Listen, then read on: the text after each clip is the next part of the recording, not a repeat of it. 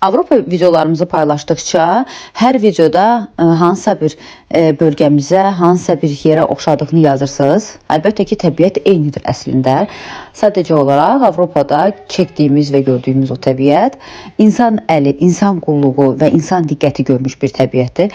Əminəm ki, Azərbaycanda da buna riayət etsək, ən azından istirahət eləyəndən sonra arxasınca baxsaq, təbiətimiz bunu qədər gözəl olar. Körpünü görəndə düşüb kənardan onu videosunu çəkmək istədim. Maşın keçib getdi. Mən isə körpünün üstünə gəzə-gəzə maşına doğru addımlayanda qarşımda elə bir gözəllik açıldı ki, yəni getdiyimiz yol və getdiyimiz məkan yaddan çıxdı və qərara gəldi ki, bura mütləq enməliyik, ayağına düşməliyik və baxmalıyıq görək burada nə var. İçməyəcəksən? Hə. Doğrudan deyirsən? Hə. Gəl. İnsanların həyata bu qədər rahat baxmasına çox təəccüblənirdim. Raftingdən sonra paltalarını otun üzərinə səriblər, qurudurlar. Hərə öz işinə məşğuldur. Hərə hətta balaca uşaq belə öz qayığını özü qurulurdu. O da yəni hər kəsə əvvəlcədən işini öyrədirlər və əgər bu zövqü, bu ləzzəti yaşayırsansa, arxanca yığışdırmağı da öyrənməlisən. Körpəlikdən öyrədirlər hər kəsə. Artıq neçə illərdir karavana səyahət edirik və hər dəfəsində də hadisələr məni sübut edir ki, ailə üzvlərimiz şəhərin səs-küylü gəzməklərindənsə təbiətdə istirahət eləməyi çox sevirlər. Karavanın videosunu çəkəndən sonra zəng elədim ki, aşağıda doğrudan da təbiət çox gözəldir. Heç düşünmədən hamısı hazırlaşıb aşağı endilər. Burada Zöhrab çayın sürətini yoxlamaq üçün bir dəfə sahili keçdi ki, uşaqlar keçə biləcək yoxsa yox. Yoxlayandan sonra yenidən geri qayıtdı və uşaqları çaydan keçməyə kömək elədi.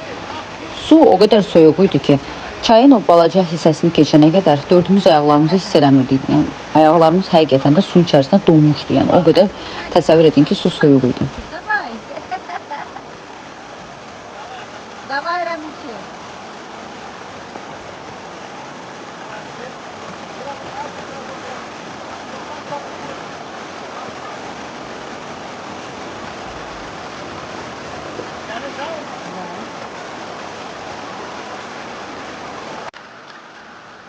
Gözler orada yürüdü falan. Bayağı uzak bir körpünün üstüne gitti.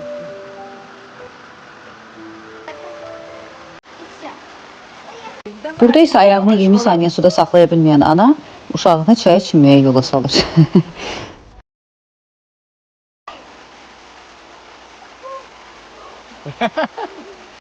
Su soyuq olduğu qədər təmiz idi, göz yaşı kimi idi və ümumiyyətcə ətrafdakı mənzərəni, gözəlliyi görürsünüz. Belə yerlər tapanda o proqramda gün ərzində tutduğumuz, gedəcəyimiz yerə tələsmirik heç zaman.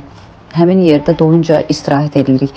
Hətta elə vaxt olur ki, yemək də hazırlayıb, oturub yeyib. Burada yemək yiyəsi olmadıq, sadəcə olaraq gəzdik, dolandıq, çimdik uşaqlar. Biz təbiətin gözəlliyinə baxdıq. Çoxumuzu doyunca şəkillər çəkdirdik və yenidən geri qayıtdıq. Yuxarı qalxdıq, uşaqlar əyinlərini dəyişdilər və nəzərdə tutduğumuz ünvana üz tutduq.